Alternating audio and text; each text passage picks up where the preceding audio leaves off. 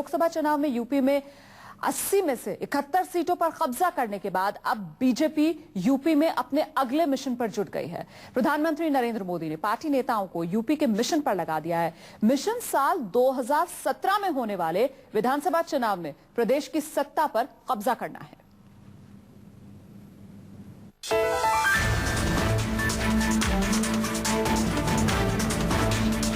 Narendra Modi cabinet के ये चेहरे कुछ खास हैं। इन चेहरों पर मोदी के एक सीक्रेट प्लान को कामयाब बनाने की जिम्मेदारी है। ये सभी चेहरे देश के सबसे बड़े सूबे यूपी से ताल्लुक रखते हैं। नरेंद्र मोदी को दिल्ली के सिंहासन तक पहुंचाने में यूपी की खास भूमिका रही। यूपी की 80 लोकसभा सीटों में से बीजेपी ने 71 सीटों पर जीत दर्ज की। 2 सीटों पर बीजेपी के सहयोगी अपना दल ने जीत का परचम फहराया। अब बीजेपी की नजर यूपी में साल 2017 में होने वाले विधानसभा चुनाव पर है। 1 दशक से ज्यादा वक्त हुआ यूपी में बीजेपी को सत्ता से बाहर हुए। लोकसभा चुनाव में मिली कामयाबी के बूते अब बीजेपी यूपी की सत्ता पर कब्जा करने का मंसूबा बना रही है। यूपी में अगली सरकार बीजेपी की ही बने, इसके लिए मोदी ने अभी से तैयारी शुरू कर दी है। यूपी में समाजवादी पार्टी और बीएसपी पर नरम रुख के चलते आज कांग्रेस हाशिए पर पहुंच गई है। लिहाजा मोदी ने यूपी बीजेपी के नेताओं को साफ निर्देश दिए हैं कि प्रदेश में हर मुद्दे पर समाजवादी पार्टी और बीएसपी का सड़क पर उतरकर विरोध करें।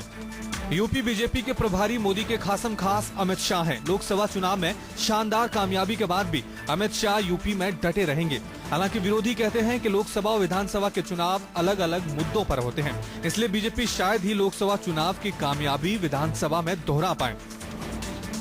इस बार जो चुनाव हुआ था उसमें वोट मोदी के नाम पर मिला था, केंद्र सरकार बनाने के नाम पे मिला था।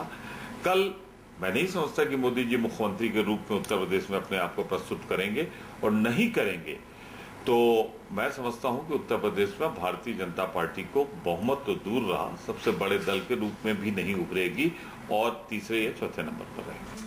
लोकसभा चुनाव में यूपी में बीजेपी को मोदी का मिशन यूपी 42% वोट मिले, जबकि यूपी में सरकार चला रही समाजवादी पार्टी को महज 22% वोट मिले। मोदी को मालूम है कि यूपी की राजनीतिक जातियों की राजनीति कर समाजवादी पार्टी और बीएसपी ने प्रदेश के सत्ता पर कब्जा जमाया है। इसलिए मोदी ने अपने कैबिनेट में यूपी से मंत्री चुनते समय इस बात का ख्याल रखा कि यूपी के जातीय गणित को भी साधा जाए। राजनाथ सिंह और कलराज मिश्र जैसे नेताओं को कैबिनेट में लेकर मोदी ने यूपी के अगड़े तबके को साधने की कोशिश की है। उमा भारती और संतोष गंगवार जैसे ओबीसी नेताओं को साथ लेकर मोदी इस जाति के वोटरों को भी अपने साथ बनाए रखना चाहते हैं। वहीं संजीव बालियान के जरिए मोदी ने पश्चिमी यूपी में बीजेपी की पकड़ और मजबूत बनाने की जुगत लगाई है। तो मैं नहीं समझता हूं कि इन लोगों के बनने से उत्तर प्रदेश की राजनीति में कोई बड़ा प्रभाव पड़ेगा। भले ही भारतीय जनता पार्टी अपने जातीय समीकरण को साधने का काम किया हो, लेकिन उत्तर प्रदेश की जनता की मैं नहीं समझता हूं कि इनका अतीत कोई ऐसा है कि जिससे उत्तर प्रदेश की जनता बड़ी प्रभावित होगी। यूपी में बीजेपी की मजबूती नरेंद्र मोदी का अगला मिशन है। मोदी को मालूम है कि केंद्र की सत्ता पर आगे भी पकड़ मजबूत बनाए रखने के लिए यूपी पर अपनी पकड़ मजबूत करनी होगी।